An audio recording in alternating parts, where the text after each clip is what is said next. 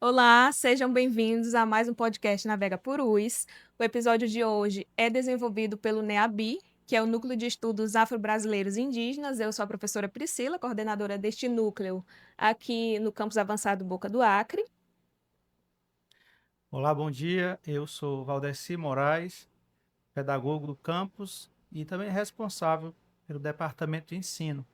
Sejam bem-vindos aqui a mais esse episódio que nós iremos desenvolver hoje. O NEABI, para quem não conhece, é o Núcleo de Estudos Afro-Brasileiros e Indígenas e no âmbito institucional e também com o objetivo de trazer um pouco o conhecimento sobre a cultura afro-brasileira e indígena, vai ter como objetivo na nossa instituição promover ações de ensino, pesquisa, extensão que visem valorizar essas culturas. Também vai trazer um pouco da identidade indígena e também afro-brasileira, valorizar a diversidade étnico-racial. E, para isso, nós trouxemos aqui o nosso convidado especial, que é o professor indígena do curso de licenciatura intercultural indígena. Isso. É o professor Mário Cambeba e também a coordenadora do curso, que é a professora Vivian Bataini. Então, eu quero agradecer a participação de vocês, a disponibilidade de estar aqui colaborando com a gente. O NEABI aqui no Campus Avançado Boca do Acre ainda está se desenvolvendo, nós temos uma estrutura um pouquinho limitada, mas episódios como esse buscam trazer a valorização, a audibilidade dessas culturas que muitas vezes são invisibilizadas. E hoje o nosso diálogo aqui vai ser mediado por mim, pelo professor Valdeci, e nós buscamos aí conhecer mesmo a cultura, saber como é que é isso na prática, essas reflexões que provavelmente vocês têm muitas reflexões a respeito dessas culturas, dessa diversidade étnico-racial. Então, primeiramente, eu gostaria de perguntar para a nossa coordenadora, professora Vivian, quando e por que o curso da licenciatura intercultural indígena foi criado? É uma dúvida que nós temos aqui e nós queremos conhecer esse curso. Então, professora, a senhora fica à vontade para falar sobre a criação deste curso, por que ele foi criado.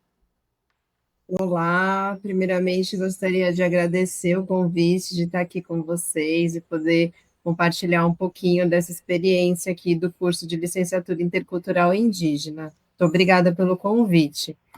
Esse curso ele é resultado de uma luta muito grande dos movimentos indígenas. Então, assim, existe uma articulação há muito tempo, né? Há mais de 10 anos, por essa demanda de formação de professores indígenas que atuem no ensino fundamental 2 e no ensino médio. Então, a gente tem alguns cursos já voltados para a formação de professores indígenas, né, na pedagogia, mas existe uma lacuna aí de formação de professores indígenas para atuação no ensino fundamental 2 e no ensino médio. E essa luta dos movimentos indígenas, né, essa articulação deles fez com que esse curso, então, saísse, né, depois de muito tempo que eles têm esperado, e aí esse curso, então, ele é uma realização da Universidade do Estado do Amazonas, por meio de um convênio com a Secretaria de Educação do Estado do Amazonas. Então, o curso, ele é financiado pela SEDUC e executado pela UEA. E atualmente, então, o curso ele tem 3 polos. A gente está falando aqui do polo Boca do Acre, onde eu estou atualmente na coordenação, mas a gente atende também em Boca do Acre, em Tefé e Parintins. Então, esse convênio firmado junto à SEDUC possibilitou, então, 60 estudantes em cada um desses territórios. Em Boca do Acre, a gente atende estudantes de Boca do Acre e de Pauini. E eles são dos povos Apurinã e Jamamadi. Então, esse curso ele aconteceu por meio dessa luta do movimento indígena em articulação com as instituições, né, com os órgãos governamentais. Muito bem, professora Vivian. A senhora mencionou, né, que os 3 polos onde os cursos estão instalados, né, estão funcionando. E especificamente aqui em Boca do Acre, qual o quantitativo de professores atendidos? Quantos são atendidos, né, no curso? A gente teve 60 vagas, né? Foram 60 matriculados e atualmente a gente está com 48 estudantes cursando. Então, desses,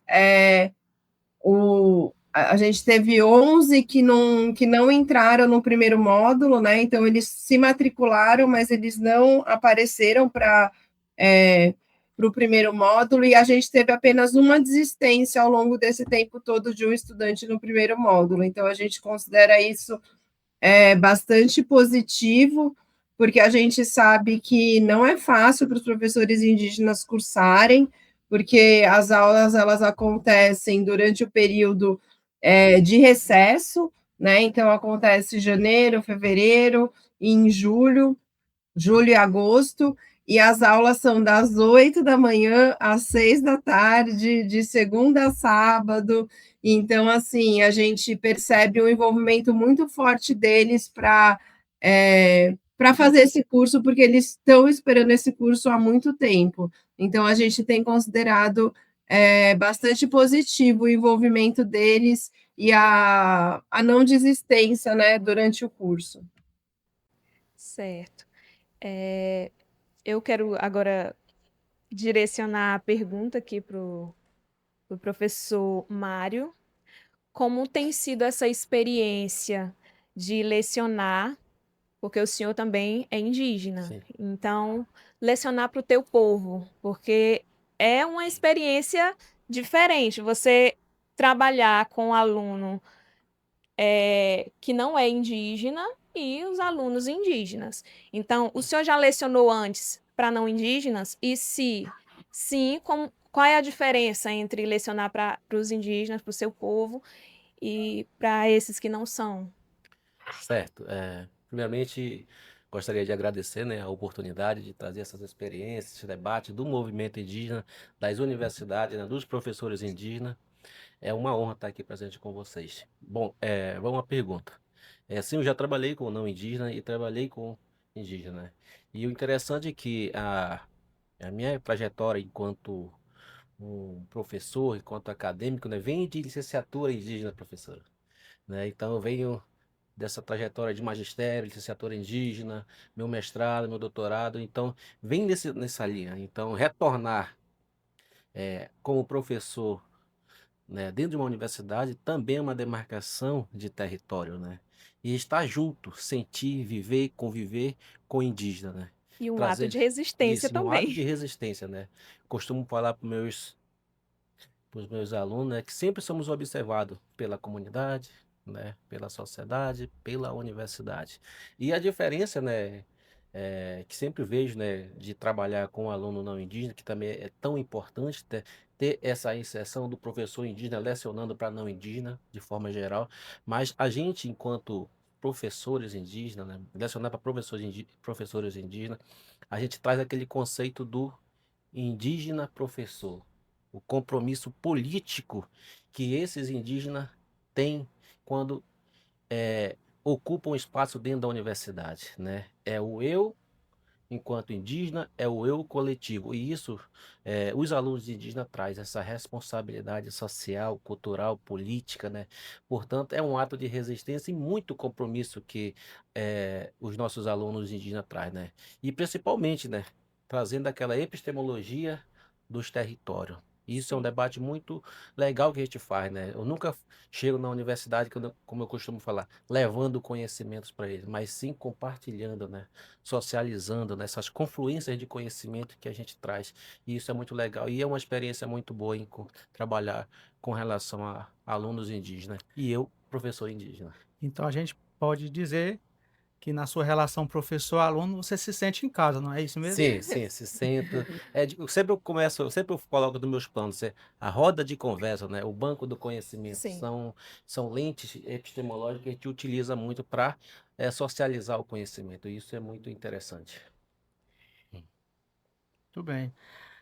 Agora, nós gostaríamos de perguntar à professora Vívia como é que funciona a organização por módulos, né? A gente sabe que por conta da logística, que o curso mesmo ele exige, digamos assim. Então, como é que funciona a organização por módulos nesse curso para os indígenas? O curso ele tem ao todo 9 módulos, então a gente tem 4 módulos que são módulos básicos, né? Que a gente fala do núcleo básico, e a partir do quinto módulo, os professores eles vão ser divididos nas áreas de ciências humanas, de ciências da natureza, exatas e linguagens. Então, a proposta é que a gente consiga formar professores nos territórios para abarcar todo o currículo da educação básica. Então, que a gente tenha no território professores formados em todas as áreas para a gente conseguir dar conta que o território tenha, né, o que a educação indígena prevê e luta que sejam professores indígenas ensinando em seu território. Então, esse é o nosso desejo, né? E a gente tem trabalhado para isso. Então, ao todo, são 4 anos e meio, e a gente está atualmente no terceiro módulo, e depois, no final do ano, né, teremos, no final do ano, não, desculpa, em julho, teremos o quarto módulo. E aí, uma coisa importante de se dizer, né, a partir da fala do professor Mário, que é nosso parceiro, acho que ele atuou desde o primeiro módulo no curso, é essa busca, né? Então, a gente está falando de uma licenciatura intercultural, que ela atende exclusivamente professores indígenas e tem a sua especificidade. A sua especificidade que significa vamos formar professores indígenas para atuarem com educação indígena. Então, isso exige um outro olhar para a educação, né? O professor Mário trouxe muito forte na sua fala essa questão do território, né? Então, a importância desse ensino, ele ser intercultural, ele valorizar a cultura indígena, ele valorizar a língua materna e trazer isso na essência dos processos de ensino-aprendizagem. Nesse contexto, a gente não pode ter qualquer professor no nosso curso. Então, a gente tem um processo de seleção bastante rigoroso, né, que exige que o professor ele tenha a qualificação acadêmica possível para dar aula num curso de graduação, mas que ele também tenha experiência com a educação indígena. E se o professor for indígena, a gente busca mais ainda que esses professores indígenas, como o Mário, estejam presentes, porque vocês vão conversar com os estudantes depois, aí vocês podem perguntar para eles como que é, né, eu ter aula com um professor que ele é indígena, que ele me mostra um lugar onde, de fato, eu posso ocupar, se eu quiser. Então, isso faz muita diferença e é muito importante nessa proposta de formação. Certo. Então, deixa eu ver se eu entendi. O curso ele é pensado especificamente para professores indígenas, é isso? Isso. Era no edital de seleção, os estudantes eles são todos indígenas, indígenas professores. Certo, entendi. É interessante que é diferente o contexto quando a gente inclui esses povos, porque aqui dentro, se a gente for olhar aí a literatura, um professor dentro de sala de aula lecionando para alunos indígenas, sendo também indígena, e também essa formação específica, né? Então, por isso é interessante, até um adendo aí, da importância da UEA aqui para a nossa comunidade do Médio Purus, porque tem trazido aqui para a gente essa promoção mesmo dessa cultura e trazendo formação, que é importante, e tem inclusive aí alguns autores que falam bastante sobre isso, sobre a importância de ter, dentro de sala de aula, no ensino, esse conhecimento trazido por uma pessoa que já tem essa prática.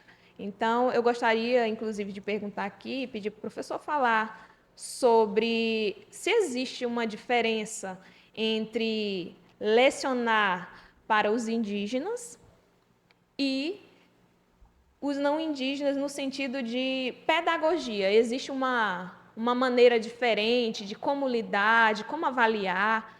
E é isso que eu gostaria de saber do senhor. Legal essa tua pergunta, né? É bem interessante que, assim, as aulas, né, a gente planeja, né, ela, mas o campo, né, a sala de aula, ela muda, né? É o lugar que sempre eu gosto de falar, é o lugar onde a Contexto. mágica, o contexto acontece, né? Então, pensar o ensino, né, a partir de uma lógica indígena é muito interessante, né?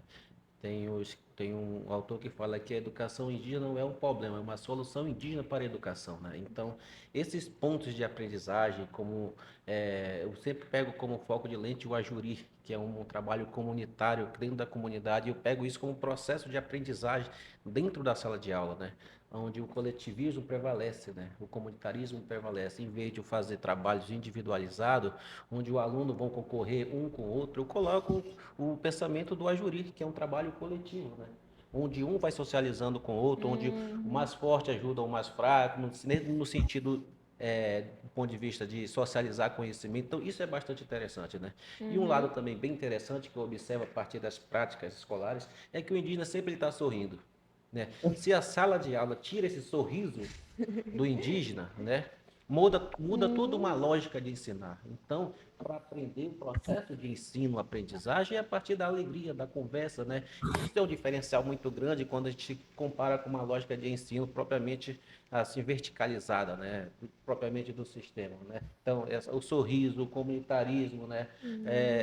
O pensar coletivo é uma lógica indígena que eu sempre uso e isso é bastante diferenciado dentro da sala de aula. Avaliação, né? Como que a gente vai avaliar um processo de ensino que é uma vivência, né? A gente costuma medir o tempo como início, meio e fim, né? Eu acho, se eu não me engano, é o Nego Bispo que fala, né, desse pensar, né? Para nós, né, principalmente indígenas, não existe fim, né? Existe início e meio, início e meio. Há um recomeço, há um processo, não? Então, a avaliação é nesse sentido, sempre de estar recomeçando, aprendendo, ressignificando os processos. Então é nesse sentido. Então, como que eu vou avaliar meu colega a partir das conversas, ele conversando comigo? Então, eu tenho essa lógica de pensar, de avaliar e de planejar. E principalmente o planejamento coletivo dentro da sala de aula. Então, há sim uma diferença nesse sentido de avaliar a partir de uma lógica indígena. E o curso de licenciatura, ele abre essa visão enquanto professor. Certo. Muito bom. Agora nós gostaríamos de perguntar à professora Vívia. Ela mencionou que tem 3 polos onde esse curso está sendo ofertado, né? Então, qual foi o critério para que esses 3 polos fossem escolhidos, né? Dentre os muitos municípios do Amazonas, por que os 3 polos eles são diferenciais, digamos assim, potenciais para o curso? Quais foram os critérios mesmo, já que a oferta do curso ela tem que ser direcionada, né? Para que atenda da melhor forma aquela população. Então, quais foram os critérios adotados para que fossem escolhidos esses 3 polos em detrimento de outros que existem no Amazonas? A escolha dos municípios, ela foi feita por meio de consulta pública, né, audiência pública junto aos movimentos indígenas. Então, essa demanda, né, uma demanda real de uma necessidade de formar professores, que a gente sabe que o curso ainda precisa se espalhar para muitos outros lugares, porque a gente ainda tem essa demanda, e esse diálogo também de apoio com os municípios parceiros. Então, assim, um curso de formação indígena, ele tem uma complexidade e uma especificidade muito, muito diferente, né? É bastante complexo realizar um curso como esse. Então, a gente, né, os indígenas, eles têm que sair dos seus territórios, ficar longe das suas famílias, às vezes as famílias acompanham, dependendo da situação, e a gente encontra uma situação na qual eles estão longe de casa, precisam se alimentar, precisam se locomover, e isso exige que a gente tenha um apoio, né? Que a gente tenha um apoio nos seus territórios. Então, particularmente em Boca do Acre, o núcleo, né, da UEA de Boca do Acre tem dado um apoio muito importante para a realização desse curso, né, por conta de toda a infraestrutura que tem nessa unidade, e atualmente, né, o gestor, o professor Silvandro, fez uma adequação da cozinha para que a gente conseguisse, né, fazer a alimentação de parte desses estudantes na própria UEA, porque a UEA Boca do Acre não tem, né, um restaurante universitário. A gente tem uma parceria muito forte com a Prefeitura de Boca do Acre e a Secretaria de Boca do Acre, né, que conseguiram apoiar esses estudantes com uma alimentação e também o transporte aí, né, do Bairro Alto do Piquiá para Boca do Acre, como vocês dizem aí, porque também era uma coisa muito trabalhosa para eles conseguirem chegar das suas aldeias até a aula, e a gente tem fortalecido também essa parceria com o município de Pauini, que financiou, né, durante os 2 primeiros módulos, o transporte desses indígenas de Pauini até Boca do Acre, que também tem um custo muito elevado. E aí a gente tem sempre fortalecido essas parcerias, porque a gente sabe que a permanência desses estudantes exige muito apoio, porque atualmente eles recebem uma bolsa, né, durante os meses do curso, mas essa bolsa a gente sabe que ela é insuficiente para eles poderem arcar com hospedagem, alimentação e transporte. Então, esses apoios, eles são todos muito importantes.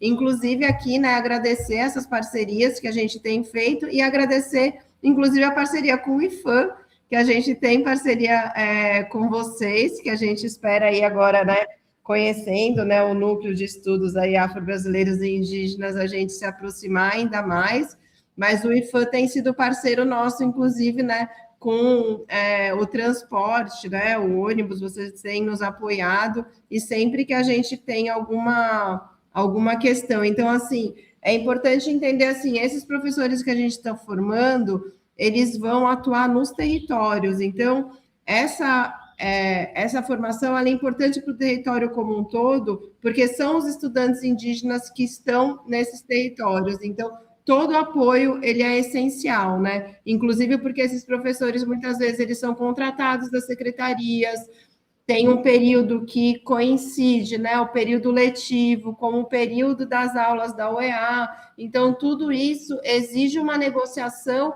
para que os estudantes consigam fazer a sua formação com plenitude e a gente consiga garantir que os estudantes nas escolas não sejam prejudicados também. Então, tudo isso exige uma articulação institucional muito forte da UEA, com a SEDUC, com as prefeituras e com as secretarias municipais e outras instituições que atuam no território. Inclusive, uma das perguntas que eu iria fazer aqui era sobre esses desafios, mas a senhora contemplou aí bastante esses desafios institucionais. Eu só quero perguntar também se existe alguma previsão de novas turmas. Eita! O pessoal de casa quer saber.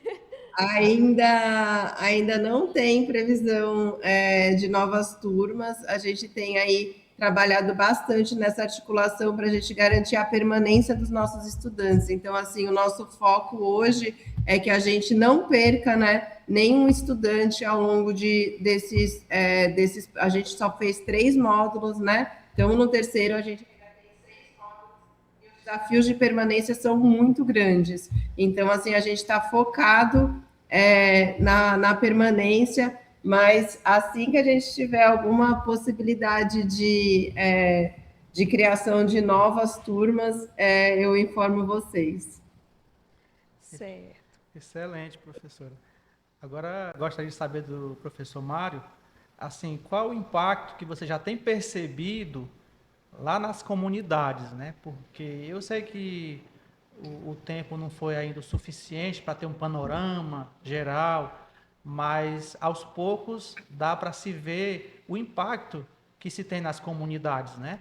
Que as comunidades elas devem ser beneficiadas, né, diretamente com essa educação indígena. Então, já deu para perceber o impacto que essa formação tem causado, tem resultado positivamente nas comunidades? Sim, estar na universidade também, né? É uma questão também de status, né? E contratação de professores, né? E isso, o olhar do sistema é bastante sobre isso, né? E isso, o impacto desse direto. Agora, os professores indígenas estão fazendo uma graduação, uma licenciatura. Isso é muito bom do ponto de vista institucional. O outro impacto que também vem acontecendo é com relação às reflexões, né, que os professores estão partilhando dentro do território, né, uma reflexão a partir de um pensamento acadêmico, indígena, né, as formação, né, nunca fica só no professor, sempre é compartilhado com a comunidade, né, e isso é bastante interessante, as produções de conhecimento estão acontecendo, né, se debatendo por que a educação escola indígena, essas reflexões de educação específica, diferenciada, que acontece na comunidade, mas não como um olhar de um pesquisador, de um indígena pesquisador, né, e esses olhares estão indo para o território, né? Pensando que tipo de educação nós queremos para a comunidade, né? E esse curso vem ofertando essa formação, né? E esse pacto está sendo bem claro nesse sentido de pedagogia, das reflexões e até mesmo da permanência do professor dentro do município como professor da CEMED, né? Esse impacto está sendo também sendo bastante interessante, né? E está sendo bem comentado pelos professores indígenas de Boca do Acre e Paulininha. Certo. Então, o nosso tempo aqui, infelizmente, já deu. Eu quero agradecer imensamente pela participação de vocês. Já agradeci no início e agradeço novamente. Foi muito proveitoso conhecer deste curso, a importância aqui de trazer conhecimento, inclusão, equidade, justiça social, porque tudo isso é inclusão. Então, eu fico muito feliz de conhecer mais deste curso. É um curso, inclusive, que não é tão comum, né? Sim, sim. E eu creio que nós estamos fazendo o nosso papel, que é ouvir e também divulgar, dar visibilidade, valorizar essas culturas, né? Cultura indígena, que é importante, nós sabemos da importância e da formação, né? A importância da formação dos professores e como é diferente nós estudarmos e conhecermos, porque a gente só consegue valorizar algo quando a gente conhece, quando a gente vai para a prática, quando a gente ouve. Então, eu fico muito feliz de ter participado aqui com vocês, aqui da mesa. Quero agradecer. Professor Valdeci, se quiser finalizar aí, pode ficar à vontade.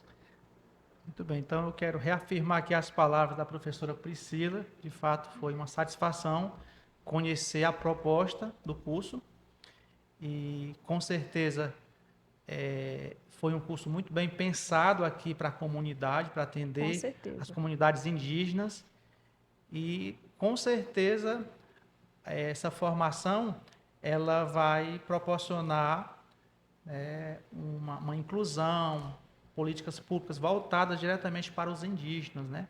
E certamente ela, sem sombra de dúvidas, né, ela vai ter um impacto positivo, né, ao final, porque ela está em andamento essa formação, mas ao final nós teremos aí professores nas aldeias que certamente vão dar o melhor para os alunos lá na ponta, né?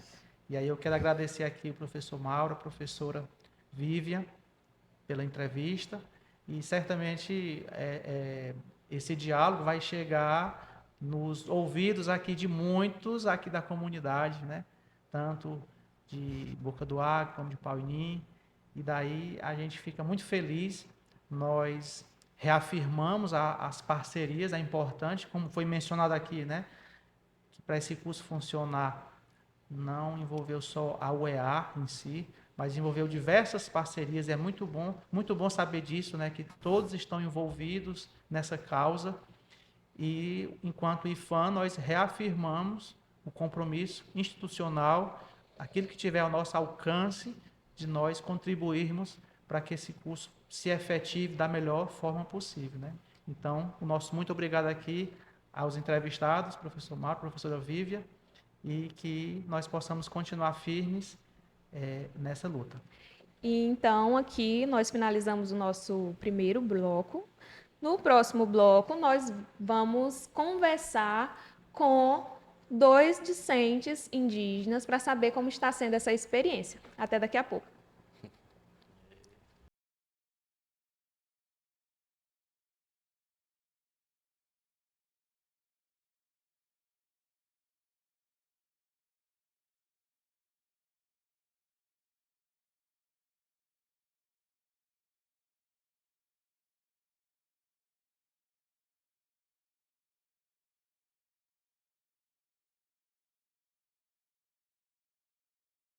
Agora que entendemos a estrutura do curso, nós queremos ouvir quem de fato vive essa experiência na prática.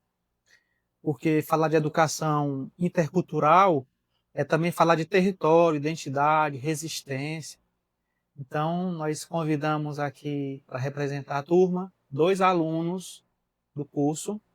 Estamos aqui com o aluno Valci, que é de Boca do Acre, e o aluno Kennedy, que é da cidade de Paulim.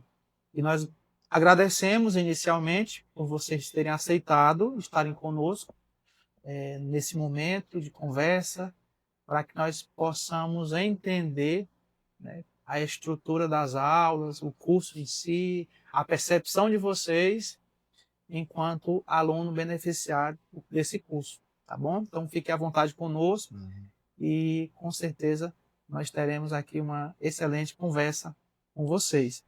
E daí nós gostaríamos de iniciar aqui esse momento perguntando de qual povo, a etnia vocês são. Sou Apurinã, né? Na etnia Apurinã. Muito bem. Senhor? Moicai, no Taiwanga Catayuri, Nihanguiri Kakuyuri, Apocuti São Benedito, Pauini. Então, bom dia, sou Kennedy Apurinã, está dito aí no meu nome, Kennedy Apurinã, sou desse povo. Pertenço ao clã Meia de Manete, né? Por isso meu nome é Catayuri, falei para pouco. Certo. Então, assim, uma alegria poder estar aqui e a gente poder falar um pouco das nossas dificuldades e também falar da formação, que para nós é uma conquista enquanto povos, né, originários, e também dado ao fortalecimento da educação, né, a busca pela melhoria da qualidade do ensino nas nossas comunidades. Então, prazer estar aqui, obrigado pelo convite. Certo. Então, a primeira pergunta eu quero direcionar aqui para o seu Valcir. Como foi essa decisão de entrar na universidade? Porque é uma quebra de paradigmas, né? As populações originárias, elas muitas vezes, em muito tempo, foram invisibilizadas e excluídas desses espaços. Então, eu gostaria de saber como foi essa decisão de entrar na universidade e se teve algum percalço, se teve alguma dificuldade de início para poder frequentar as aulas. Bom, na verdade, a gente teve dificuldade, né? Porque foi uma demanda muito grande, né? Do movimento indígena, a qual o nosso colega aqui, o Kennedy, foi um dos parceiros, né? Que estava na frente, brigando para esse setor de serviço, né? E a gente fica muito feliz agora, assim, realizado, porque foi uma demanda de muita luta, né? E a gente esperava que esse dia acontecesse, né? E agora está sendo realizado, né? E não é fácil assim de chegar nesse ponto, porque é uma demanda muito grande, né? Sabendo que o movimento indígena está indo, brigando pelo nosso direito, né? E a gente está acatando essa licenciatura intelectual indígena que não é de Boca do Acre, e para o nosso fortalecimento, né? Da nossa base. E é muito importante que fortalece não só a base, mas também os professores que estão sendo atuados dentro da comunidade indígena, né? Onde ela é não vista 100%, mas é porque não, a gente não se colocou ainda diante da sociedade, né? E falar para elas que a gente precisa, que é o nosso direito na Constituição brasileira, né? A gente tem que mostrar nossos valores, a nossa identidade, nossa dignidade, que nós fazemos parte desse universo, né? Nós somos uma etnia muito mal vista, né? A gente precisa estar colocando nossos debates, a nossa interação dentro dos setores, né? Para que eles possam conhecer, né? E a gente fica, né, nessa caminhada, né? E esperamos que a partir desse momento que nós estamos em sala de aula, né? Aqui na UEA, olhando para trás, que muita demanda nós temos, né? Para fazer. E temos que sempre olhar para frente, porque a nova geração está chegando, precisa preparar elas, né? Porque cada um da nossa a etnia, dentro das nossas bases, né? Nós temos nosso local, a nossa identidade cultural, ela permanece sempre forte. Ela precisa estar expandindo, ela precisa estar se representado. O valor vai estar naquilo que as pessoas veem e acreditam, né? Muito bem, então muito bom ouvir isso, essas suas expressões, né? Seu sentimento aqui em relação ao curso. Aí nós gostaríamos de saber aqui também, do Kennedy, quando começou o curso, né? Em que período já está, quantos meses de curso está, e como está sendo essa experiência de vocês em relação ao curso. Então, na verdade, assim, existe todo um processo de construção para que acontecesse essa licenciatura, né? Nós somos resultado de um projeto chamado Projeto Piraiauara. A gente cursou, que é uma formação inicial para professores indígenas. A gente tivemos aí 9 anos de formação desse curso. E depois disso, nossa formação começou em 2006, terminou em 2015. E a gente levou aí 9 anos nisso. E a gente apresentou uma demanda, na época era nós de Pauini, e, para a UFAM, apresentamos também para a UEA, e ficamos aguardando, né? Até que agora isso iniciou, essa luta começou em 2000, a partir de 2012, mais ou menos. Em 2015 a gente formalizou mais uma vez essa demanda de formação, continuidade, né? Então, e só em 2025 que aconteceu. Então foi uma odisseia, né? Nesse processo todo, a gente fazendo a reivindicação, teve a criação dos territórios etnoeducacionais a partir de 2009, a primeira CONEE, a segunda CONEE aconteceu em 2016, salvo engano. E a gente nessa cobrança, né? Nessa cobrança para iniciar essa formação para a gente. Na época, quando iniciou, era para quando concluísse o Piraiauara, a gente já entrasse na graduação, né? Na licenciatura. E depois de 2015, quando a gente formou, a gente, a gente começou a lutar para que a gente desse continuidade. Aí só viemos realizar isso em 2025, ano passado. Nós estamos no terceiro período e a experiência de estar nessa é uma experiência ímpar. Primeiro porque nós somos professores e que a educação escolar indígena ela precisa ser implementada no chão dos territórios, né? E essa licenciatura ela vai nos proporcionar de maneira qualificada implementar essa política do ponto de vista pedagógico, do ponto de vista político também, do ponto de vista de gestão. Então, esse é um pouco do que nós estamos passando durante esses 3 períodos que a gente tá fazendo agora. Está proporcionando a gente ter uma visão um pouco mais ampla dessa política, né, da política de educação escolar indígena. Então, assim, é uma experiência muito boa, uma alegria também dividir esse espaço acadêmico com os colegas aqui de Boca do Acre, né? A gente tem tido várias experiências, na verdade tem tido não, a gente tem apresentado várias experiências, mesmo sendo do mesmo povo, no caso, a gente, Apurinã, mas mas tem experiências diferentes, principalmente quando o assunto é territorialidade, né? Então a gente consegue perceber que existe diferença de uma aldeia para outra, mesmo sendo do mesmo povo. E essas experiências elas estão sendo discutidas no âmbito da academia. A gente está tentando transformar isso, transformar não, a gente está tentando fazer registro desse conhecimento, trazendo para o mundo acadêmico, né? Trazendo para o mundo considerado pela ocidentalidade como um conhecimento que ele tem sustentação, ele tem aspectos que fortalece a nossa cultura, mas também converge com o mundo ocidental, né? Nessa relação desses dois mundos, tanto ocidental quanto indígena, que é a nossa visão, né? E aí vale a pena também fazer o registro que isso também, ao mesmo tempo que ocorre com os Apuriná, acontece também com os Jawamadi, que também fazem parte dessa turma, né? Então, vale a pena a gente fazer o registro deles também, que fazem parte desse universo e também dessa luta por essa conquista desse espaço na academia, no caso a UEA. Certo. Inclusive, eu até quero fazer uma colocação, porque o Sr. Valci falou sobre essa resistência, sobre os desafios que se tem, porque nós vivemos em uma sociedade totalmente preconceituosa. Sim, sim. E nós precisamos trazer e divulgar e valorizar essas culturas. Então, uma pergunta que me vem é: vocês já passaram por algum tipo de preconceito por serem indígenas? Porque a gente sabe que já vem de um estereótipo e que querem definir a população indígena, os povos originários. Então, eu gostaria de saber se você já passou por alguma situação assim, questão de racismo estrutural, enfim.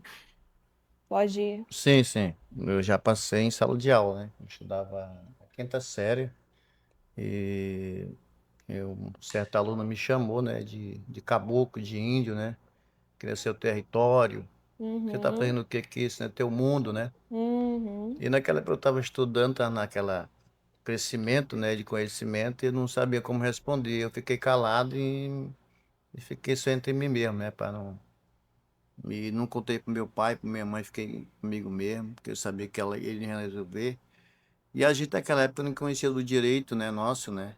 E agora nós estamos conhecendo. sim, E aí eu fui para aula e não consegui estudar, porque eu comparava com a pessoa lá, né? sim. E aí ficava difícil me concentrar. Então eu tinha que mudar de um colégio para o outro, para ver se eu conseguia continuar minha aula naquele próximo ano, né? É bem tenso. Existe mesmo o preconceito, muitas pessoas até acham que não existe preconceito, mas ele realmente existe. E muitos pensadores, autores, eles vêm trazendo, divulgando literatura para que a gente possa conhecer mais, para que a gente possa ouvir. E entre esses autores a gente tem até Jessen Baniwa, que é um dos que fala bastante sobre isso, sobre essa questão de valorização, de inserção da língua materna, porque tem uma questão de qual é a língua materna, a língua portuguesa, são as línguas indígenas.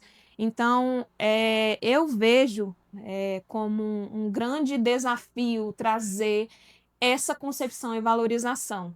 A gente tem tentado, né, a BI tem buscado fazer isso no âmbito institucional aqui no IFAM, porém, mesmo assim, tem um preconceito arraigado já desde o período colonial. Uhum.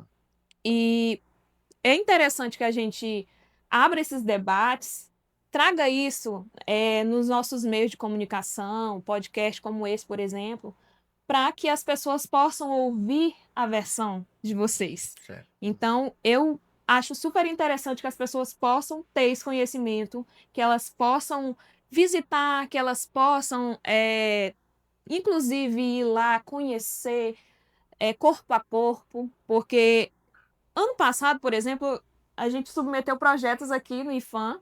Entre esses projetos, nós tivemos o projeto que é Tecendo Histórias, que ele visava valorizar esses saberes, né? Que esses saberes culturais indígenas, ouvi-los, e a gente aproveita, inclusive, para que, quem sabe, a gente possa submeter novamente um projeto como esse, projeto de extensão, para que a gente possa ouvir todas essas histórias, que a gente possa trazer, divulgar cada vez mais, porque é necessário.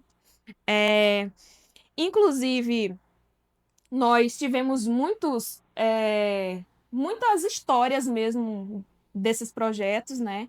E, inclusive, eu não sabia que tinha esse curso aqui. E, inclusive, Banil deve estar feliz. Muito feliz, porque um curso como esse, ele tem um impacto grande na comunidade. Sim. Então, eu, inclusive, quero perguntar para o senhor o que surpreendeu mais na formação aqui nesse curso de licenciatura intercultural indígena? No caso, surpreendeu muito o caso da valorização, né?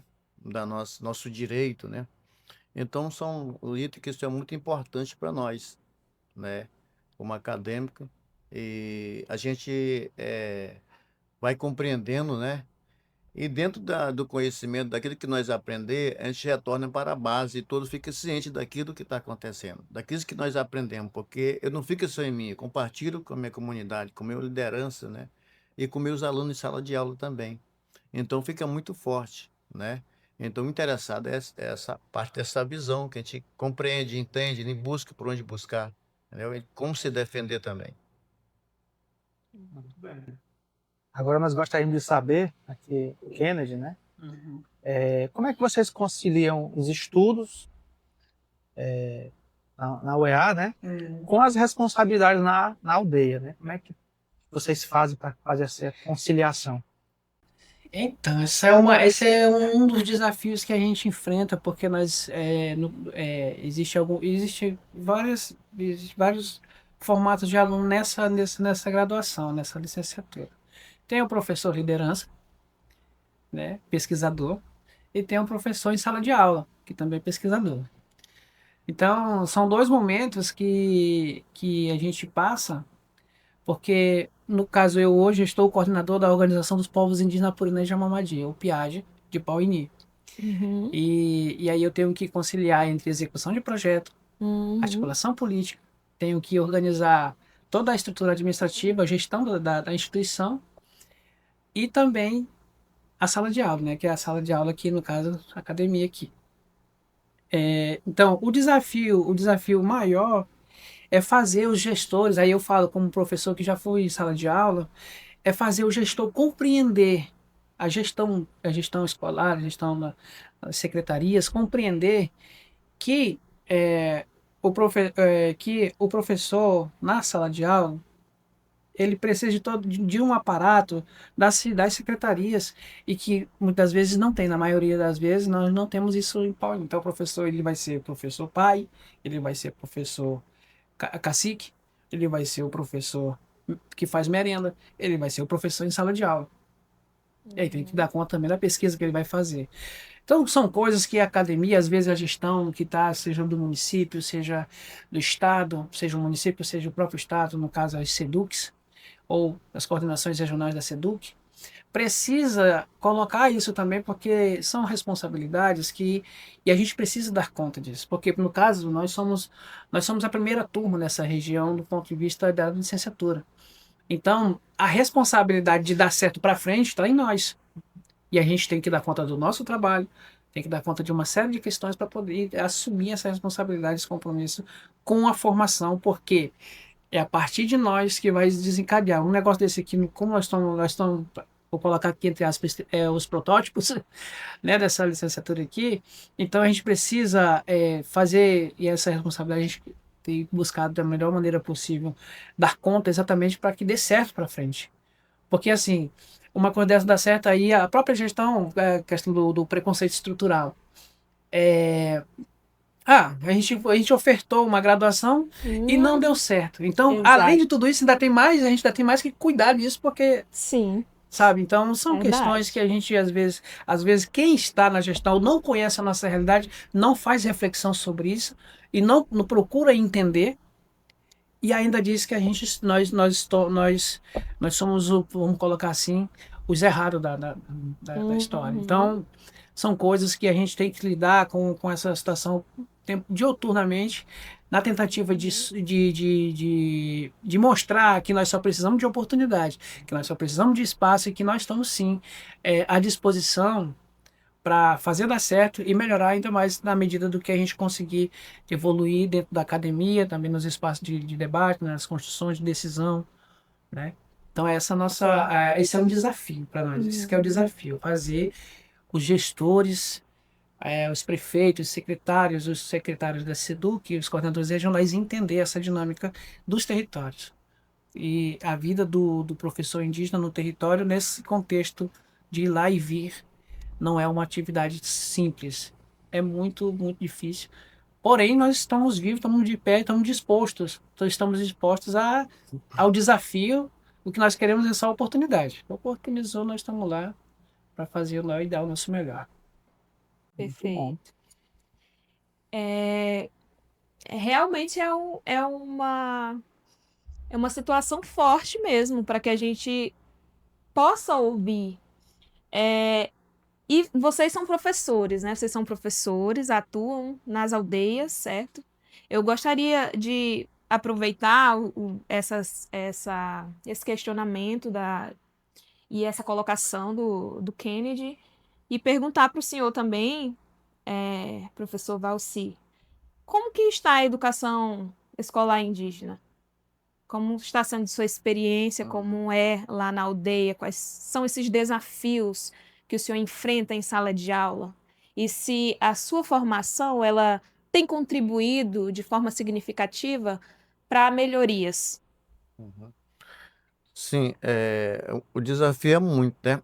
Porque, na verdade, a gente, como professor, a gente vai começando a descobrir a responsabilidade, né? Aquilo que muitas vezes está parado, você tenta descobrir, né? Uhum, Por exemplo, a nossa identidade, né? A nossa cultura, a nossa arte, a nossa medicina. Então, somos corpos que abrangem dentro de um setor cultural nosso, a nossa identidade. uhum, Ela tem um poder muito grande. Então, como professor, vejo esses dois lados, né? Ela cria, né, uma responsabilidade entre a gente tem que se fazer com que a gente consiga abraçar aquela causa, né? E dentro da nosso curso, a gente sim está compartilhando muito bem, né? A gente, tudo que a gente tem dentro da base, ela está fazendo parte de a gente se acordar mais ainda, né? E abraçar mais a causa, né? Os valores tá naquilo que nós olhamos, buscamos, né? E compreendendo que dentro do nosso mundo escolar indígena é um desafio muito tremendo para nós, sabe? Essa estrutura cultural indígena, ela tem trazido para nós um reforço muito grande. Então, uma responsabilidade muito grande, uma barreira muito grande, né? Que nem o meu colega aqui, né? Que a gente está aqui, né? E isso, já que eu acho que passou por muitas cabeças de pessoas já que não chegou, que nem nós estamos aqui, né? E uhum, desistiu porque não aguentou. Mas nós estamos aqui, porque é o nosso direito, né? É a uhum, nossa identidade. Estou falando do meu povo, da uhum. minha etnia, né? Então preciso que nós irmos, né, em frente e conseguir aquilo que nós queremos, porque na verdade a responsabilidade que nos traz, o desafio da educação, ela é Uhum. muito forte, ela tem que ser abrangente, né? Ela tem que estar de pé, ela não está morta, ela tem que estar de pé. Então, assim, eu fico muito grato, né, por estar nesse caminho da educação e trazendo para o meu povo as coisas melhores, né?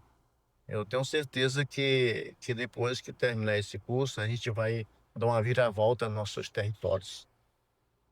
Muito bem. Então, a gente tem percebido que os desafios são muitos, mas a vontade de vocês que dê certo é maior ainda, né? Isso é muito Com bom porque certeza. a vontade de vocês que tudo isso dê certo é muito grande, É né? porque, na verdade, também porque a gente, como professor, né, somos professores, né, tem ancião dentro da comunidade, tem o cacique, Uhum. tem todo os líderes, né, eles precisam também conhecer, eles têm os seus conhecimentos, mas eles precisam interagir com eles também, mas que eles possam também abrir o seu leque, né? Sim, E nos dar verdade. coragem também. Nós precisamos também de muito apoio também, né? Exato. Nós temos as nossas entidades, nós temos as nossas organizações, né? Ela precisa estar em parceria com nós, para nos fortalecer mais ainda. Muito bem. Pegando a deixa do que vocês comentaram, das dificuldades, né? Nós gostaríamos de entender um pouco a respeito da estrutura das escolas, como é que é, certo? Se falta professor indígena formado, como é que está esse processo, o que é que precisa melhorar com urgência, né? Na questão da formação, da estrutura, do espaço físico, né? Da logística, de um modo geral. O que é que precisa melhorar com urgência para que vocês possam sentir que estão sendo atendidos da melhor forma nas comunidades. Então, eu acredito que a urgência hoje nas nossas escolas está na elaboração de uma proposta curricular da escola. Porque todas as escolas, hoje nós temos, são escolas indígenas, o povo é indígena, os alunos, aliás, os estudantes lá são todos indígenas, porém a proposta pedagógica, ela não é indígena. Então, e essa é uma questão urgente, né? Com relação, nós não temos uma matriz curricular, a gente não tem a proposta pedagógica, a gente não tem um calendário específico, a gente não é observada a questão da arquitetura indígena para a construção de escola. Uhum. Isso, os gestores, eles não nos convidam para a gente fazer parte desse processo, não faz consulta, né? Então, e aí o que acontece? As nossas aldeias, ela nesse processo de não tem possibilidade nenhuma de a gente elaborar fazer qualquer coisa sobre a educação escolar indígena sem a participação da comunidade, Com sem certeza. a participação das organizações indígenas, sabe? E eu falo para dar certo, né? Para não ter como fazer e dar certo sem a participação.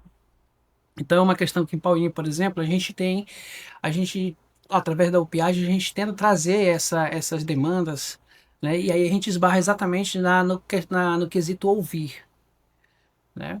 No quesito ouvir exatamente porque a gestão, ela entende de uma forma e nós entendemos que para implementar a educação como política pública, ela precisa ser discutida, ela precisa ser debatida, ela precisa ser consultada às comunidades.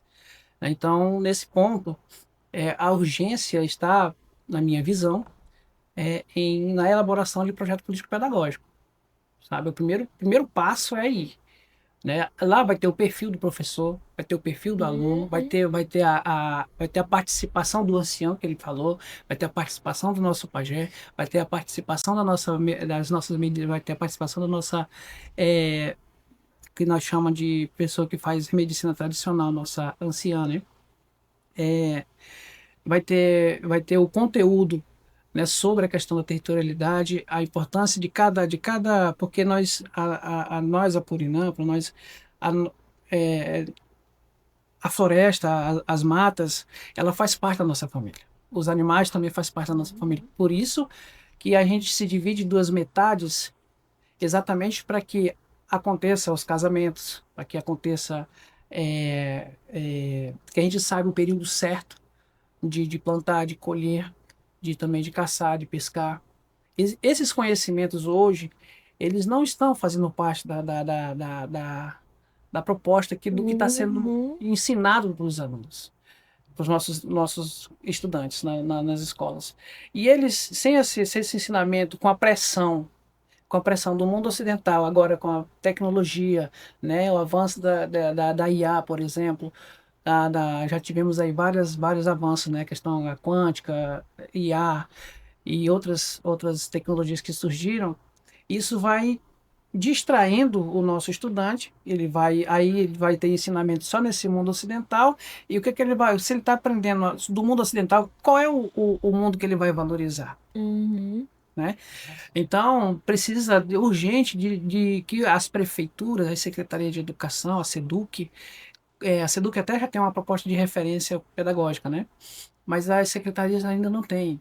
Né? E a gente tem batido muito nessa tecla de elaboração dessa proposta curricular. Em relação aos professores, que é a segunda parte da pergunta, a não fugir, nós somos, como eu falei, nós somos os pioneiros dessa questão, os precursores dessa iniciativa. Então, aí a gente ainda vai encontrar nas nossas escolas ainda pessoas que têm ensino médio, dando aula, Uhum. pessoas que não participaram nem de um magistério indígena, que estão dando aula, mas porque a demanda de estudantes cresceu, essas pessoas que concluíram Piraiauara não são suficientes, e aí nós que estamos fazendo a graduação agora, na licenciatura, nós somos de Paulinha, nós somos 28, mas nós somos 20 de Paulinha aqui, mas lá nós somos mais de 60 professores em sala de aula. Então, terminou esses 20 aqui, que está fazendo essa licenciatura. Tem mais, salvo engano, 16 ou 17 lá em Paulinho fazendo Parfor, matemática. E aí não cobre a demanda. Então nós vamos ter aí uma parte ainda faltosa, no sentido de cobrir a demanda que está levando a educação diferenciada de fato de direito. Né? Que aí não é só uma questão só de direito, mas também temos a questão de implementação, né? Que a gente fala no direito, mas a gente também precisa entender que esse direito, para ser direito de fato, ele precisa ter toda uma construção, toda uma elaboração. E os professores que estão nessa graduação, eles são, a gente tem discutido isso muito na licenciatura, que nós temos que levar o que nós estamos aprendendo, né, aprendendo na graduação, temos que levar isso não só para os nossos estudantes, mas temos que levar para a comunidade, porque a comunidade, ela é a escola, a escola a comunidade não depende da escola, é exatamente o contrário. A escola que depende da comunidade para poder ter uma proposta boa, uma proposta que vai convergir com a vivência, com a valorização, com o meio onde o estudante está inserido, né? Então, assim, existe essa responsabilidade, aí falo mais uma vez de responsabilidade nossa, de estar envolvendo também, não só nós, é uma graduação que eu estou participando, mas eu preciso envolver minha comunidade nesse processo, porque o conhecimento para nós, ele não é linear só, ele é circular. Então, o que eu tenho, eu preciso socializar com os outros, que é para a gente poder minimamente ali estabelecer um diálogo, fortalecendo a escola, no sentido de melhorar a qualidade do que vai ser ministrado, no sentido de também fortalecer a questão da gestão, né? E a gente é parceiro nesse processo. A gente é simplesmente uma pessoa que está para contribuir. A gente não na verdade, eu costumo dizer que quem tem, nós que estamos tendo essa oportunidade, a gente não é superior. Embora o ensino diz assim, é ensino superior, né? Mas a gente tem uma dívida com esses que não estão tendo a oportunidade, né? Isso aumenta mais a nossa responsabilidade. Então, eu tenho muito cuidado nisso, exatamente porque às vezes a gente se empolga e acaba cometendo gafes, né? E eu tenho muito cuidado nesse sentido de, eu tô graduando aqui, mas se eu tô graduando hoje, porque foi uma luta do movimento e eu preciso entender que essa conquista aqui, ela não é minha. Ela é uma conquista nossa. E para isso a gente precisa estar todo mundo de mãos dadas, braços dados, para poder valorizar a graduação, mas também fortalecer a comunidade, a escola, onde estamos inseridos. Muito bom. Inclusive, eu estava aqui lembrando que esse processo foi muito demorado, né? Para que Isso. você chegasse até o ponto de cursar essa Isso. graduação, foi muitos anos, Isso. esse processo foram muitos anos de espera, de demora, até que vocês conseguiram. Isso. Então foi uma boa conquista, não deu para contemplar todos os professores, acreditamos que aqui em Boca do Acre também é a mesma situação, né? Nem todos estão cursando, Sim. mas espera-se que ao final dessa turma possa ser ofertado novas turmas, porque pela contabilidade aqui, cerca de 1/3 estão cursando. Então faltam 2/3. Quem sabe né, nos próximos anos, após a conclusão dessa turma, mais um texto dos professores possa ter a oportunidade depois, mais um texto, aí fecha o ciclo e com certeza A demanda vai estar maior. vai estar maior, mas pelo menos vai Vai cobrindo aos aos poucos poucos, é. essa demanda, né? E vale a pena fazer um registro, se você me permite, no sentido de que essa é uma graduação, essa licenciatura, ela está acontecendo assim, a gente fala espera, mas a gente não só esperou, né?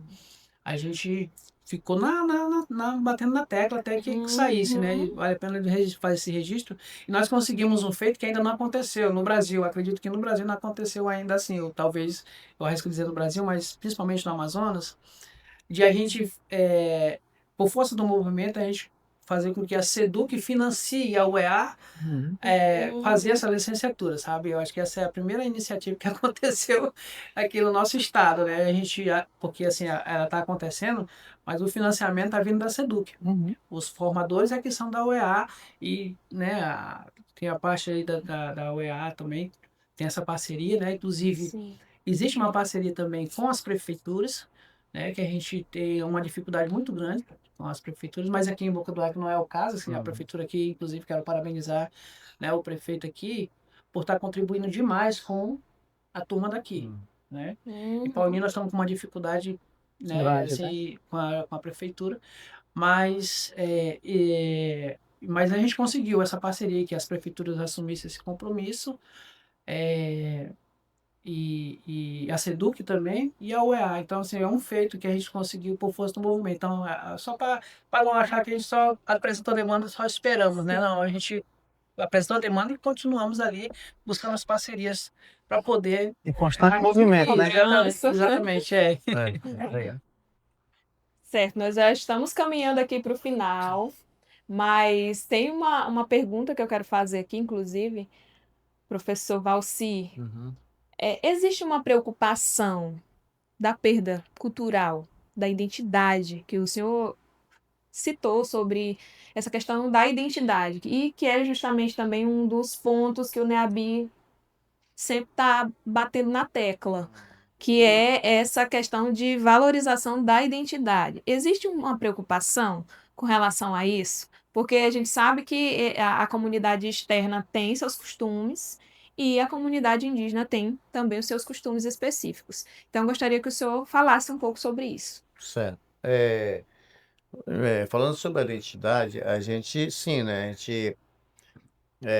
Nós somos aqui do município de Boca do Acre, os nossos territórios indígenas eles sofrem muito, né? Porque sobre o contato. A minha aldeia Camicom, ela é de frente ao município, né? Então, ela é a 40% que ela tem um pouco de perda porque ela é próxima à cidade, né? E tu Sim. sabe que a nossa comunidade indígena, ela frequenta muito o jovem. O jovem, ele... Tem jovem na minha comunidade que não estuda, né? Porque devido que se apegaram muito, né? No, na, nas coisas mudando, né? Que não é o nosso direito, né? E aí acaba perdendo a cultura. Acaba saindo da nossa própria aldeia, indo para a cidade, achando que vai ser melhor. E a gente fica muito preocupado, né? Eu como professor, o Kenner como professor, nós que somos da base, se preocupamos muito que nós somos o futuro dessa família, né? Desse jovem. Então a gente se preocupa muito, e são as perdas que a gente vai perdendo, né? Mas agora, como nós somos professores, né? Estamos atuando e estamos estudando na ciência territorial indígena, somos sendo reforçados mais, através dos conhecimentos, a gente está fazendo o possível de pegar essa geração nova e trazer para dentro da nossa cultura, a realidade nossa, né? Porque o homem já, com 30, 40 anos, já não vai ser não vai querer voltar de novo, não, porque não cabe. É muito Sim. difícil, né? Ah, Né? Então é impossível, né? E aí a gente tem esse contato com o mundo branco e acaba esse 30%, né, de indígena acaba perecendo. A gente não vai conseguir. Então, a preocupação nossa é isso, né? Eles são muito próximos à cidade, sofrem preconceito, né? Aí tem as partes lícitas que tem sobre o jovem, né? E aí a gente fica muito assim, muito triste por essa relação ter nossos parentes, né? Tendo essas dificuldades, essa crise, essa doença, né? E a gente tem uma luta tremenda, né? E não é fácil, não. Certo. Muito bem, então nós gostaríamos de agradecer imensamente vocês por tirarem um pouco do tempo de vocês para conversar, dialogar e a gente conhecer, né? A formação, conhecer um pouco da cultura de vocês, dessa vivência toda, né? E aí, para que a gente pudesse concluir esse diálogo, nós gostaríamos que o Kenneth, representando, né, a turma, representando aqui os dois entrevistados, pudesse fazer as considerações finais, né? Vai ficar aqui registrado, muitas pessoas vão ter a oportunidade de ouvir esse podcast. Então, qual é a consideração final que você quer aqui deixar nesse momento? Tá, quero só fazer uma retratação, porque, assim, para ser justo, né? A nossa prefeitura lá, ela não está contribuindo da forma como se propôs a contribuir, mas ela, uma vez ou outra ali, ela contribui com a gente ali um pouquinho só. Quero fazer esse registro para não deixar como que a prefeitura não estivesse ajudando nós na totalidade. Não, Certo. para ser justo, quero fazer o seguinte, que eles estão contribuindo da melhor, da forma que eles conseguem lá, que assim, a gente, nós que somos município de Pauini, a gente tem direito a uma bolsa. E a gente fez esse pedido, a gente não foi concedida pra gente, essa bolsa. E assim, esse é um desafio muito grande pra gente de Paulinho, porque a gente vem, a gente fica no hotel, a gente paga hotel, a gente reserva um dinheiro para comprar alimentação, sabe? E nessa alimentação aí que a prefeitura, a secretaria contribuiu agora, principalmente nessa etapa agora, contribuiu com a gente com 2 fardos de arroz, feijão, sabe? E ajudou. Mas não é aquilo que se propôs, né? No caso, se cedesse a bolsa para a gente seria bem interessante. Para melhor. E isso, ficaria melhor para a gente aqui. E agora os professores estão todos suspensos, os que estão aí estão na dificuldade. Queria fazer esse registro que a prefeitura, de certa forma, está para não dizer que eu falei aqui e que não está contribuindo com nada. Mas, assim, nas considerações finais, assim, quero dizer que o desafio está lançado, a gente está à disposição para encarar o desafio. Dizer que os nossos territórios, eles estão abertos ao diálogo. Nós estamos abertos ao diálogo com qualquer instituição, inclusive com o IFAM, né? Para a gente, quem sabe, ofertar uma graduação em outra. Porque a gente também, nós professores, nós estamos fazendo para professores, mas a gente não precisa só de professores. A gente precisa de médicos formados, a gente precisa de enfermeiros, odontos, sabe, psicólogos. A gente precisa também de pessoas que trabalham na parte de meio ambiente. Nós temos gestão territorial para fazer, né? Até o território está demarcado, mas não agora existe uma política de gestão territorial e ambiental das terras indígenas, que é a PENEGAT, mas a gente não tem mão de obra qualificada, né? É claro que a gente vai trabalhar para que isso aconteça, mas ainda não tem. Então, conversar com essas instituições formadoras de formação, no caso IFAM, UEA, o IFAM, né, para qualificar a mão de obra para a gente fazer a gestão do nosso território é muito importante, né?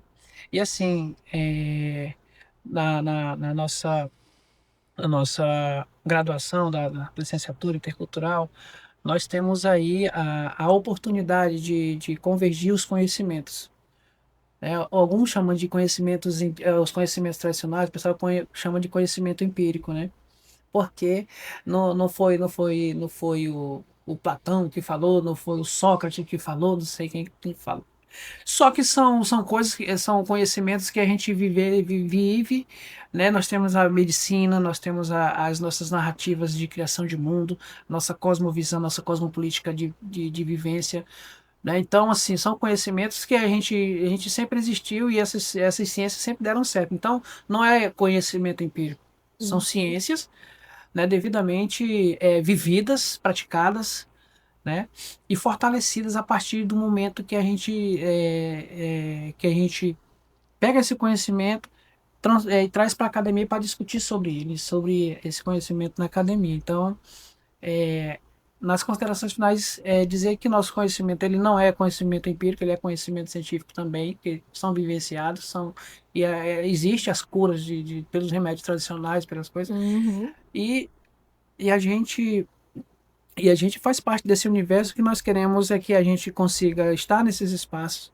Nós queremos estar nesses espaços da academia, nós queremos estar no espaço das decisões na vereança, nós queremos estar na Alian, por exemplo, nós queremos estar no Congresso Nacional, representando nosso povo da melhor maneira, representando o povo de maneira geral também, se for preciso. A gente não é só para o nosso mundo.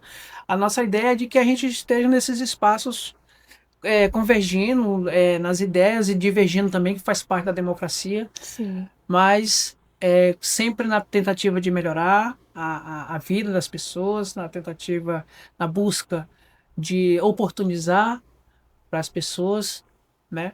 E que a gente consiga, de fato, estabelecer uma relação com as instituições, inclusive com o IFAM aqui, de parceria, né? Parceria de construção, sempre utilizando o diálogo, o ouvir, como peças fundamentais dessa construção. Certo. Então, eu estou muito grata pela participação de vocês. Foi um encontro muito rico, né, professor Valdeci? Excelente. Excelente. Quero me colocar à disposição, o IFAM, enquanto instituição, sempre à disposição. O que precisarem, que estiver dentro das nossas possibilidades. Sim. Hoje nós falamos aqui e dialogamos sobre esse curso, que é a licenciatura intercultural indígena, como é essa presença aqui no município de Boca do Acre e como está sendo essa oferta aqui nesse município. Eu agradeço imensamente pela você que está em casa, por estar aqui com a gente e também conhecendo aqui um pouco dessa cultura que deve ser divulgada, deve ser valorizada. E, por fim, né, aguardem o próximo episódio. Professor Valdeci, tem alguma finalização? Pronto, só agradecer, né? Agradecer aqui a vocês pelo espaço, por terem aceitado esse convite, por estarem conosco, para a gente conhecer vocês melhor, o curso, né? E é como a Priscila falou, né? A gente se colocar à disposição no que nós pudermos contribuir. Nós estamos aqui pertinho mesmo, né, um do outro. Sim. As instituições estão próximas e que sejam próximos não só em relação à geografia, né? E pertinho aqui uma da outra, mas proximidade na relação das parcerias, Certo. tá bom? Certo. Então a gente quer agradecer muito a vocês e que nós possamos estar construindo juntos essa formação para o bem-estar e para que lá nas aldeias possa se ter o fruto a ser colhido, né, dessa formação de vocês aos maiores interessados, que são os povos indígenas. E você que nos assiste, nós pedimos que você curta, compartilhe, se inscreva no canal e dessa forma aguarde os próximos episódios.